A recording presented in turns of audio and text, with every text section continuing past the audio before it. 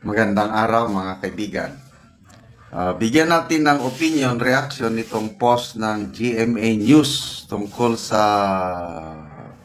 programa ni General Torre as PNP Chief na sa tingin ko maganda kung ma-implement niya ito. Ganito rin ang in-implement ni General Ping Lacson nung siya ang PNP Chief.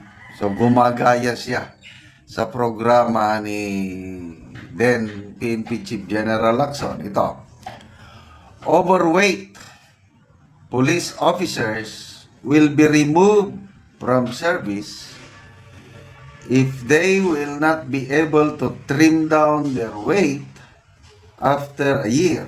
Philippine National Police Chief General Nicolas Torre III said yesterday. Yeah. Overweight cops to be sacked if they won't lose weight after a year. Okay. So, magbasa lang tayo sa comments bago tayo basahin yung article. Vanessa Rosales Agbay, sabi niya, the decision to enforce weight standards for police officers can indeed promote a healthier and more physically fit workforce, which is crucial for their demanding role. By setting clear expectations and providing support, the PNP aims to enhance their officers' performance and overall image. Ganda. Kung tignan mo nga naman yung pangangatawan ni General Torre, talagang siya, fit and trim. Dapat ganun lahat ang katawan ng police.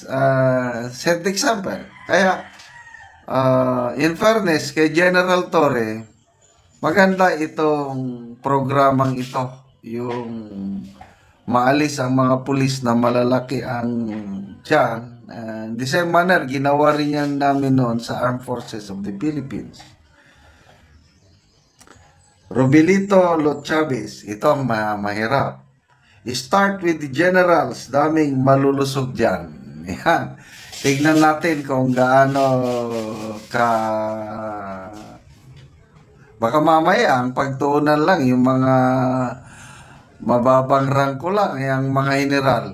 Talagang may nakikita rin akong malalaking kapangangatawan. So start with the generals. Total siya mismo, very fit ang pangangatawan niya. So, tingnan natin. Ito. Andrea Felix. Maganda itong comment nito. Then give them free nutrition counseling, free weight loss coaching, or discount sa gym membership. To be fair with our policemen, they need proper guidance to hindi yung tatakutin lang na sisisantin. Agree ako nito. Sa amin, sa Armed Forces, I don't know anong year yung sinimulan kasi may mga sundalo rin. Pumasok ako sa serbisyo 1983. May mga malalaking tiyan. So, sinimulan namin talaga yan, yung physical fitness test. Hindi yung weight ang tinignan namin kundi yung every quarter, may physical fitness test. Takbo, 2-mile run. Mayroong time limit. Dapat ipasa mo yung standard. Takbo yun And then push up. Mayroong standard na number of good push-ups na kukunin mo and then sit-up. Yun lang. Pag naipasa mo yun, okay ka. Kahit medyo malaki ang pangangatawan mo, kahit mabigat ka, basta makatakbo ka, okay lang yun. Ganon ang ginawa namin at naging effective. Hindi madali. Kailang nung sinampulan na may kakilalang akong PME graduate Lieutenant pa lang siya, bumagsak siya sa physical fitness test. Talagang tinanggal. Tingnan niyo, PMA graduate, tinanggal. Mayroon din akong kilala na Lieutenant Colonel, PMA graduate din. Lieutenant Colonel, papuntang Colonel na, hindi na-promote. Ganon. Pag hindi ka makapasa sa physical fitness test, hindi ka ma-promote. Later, matatanggal.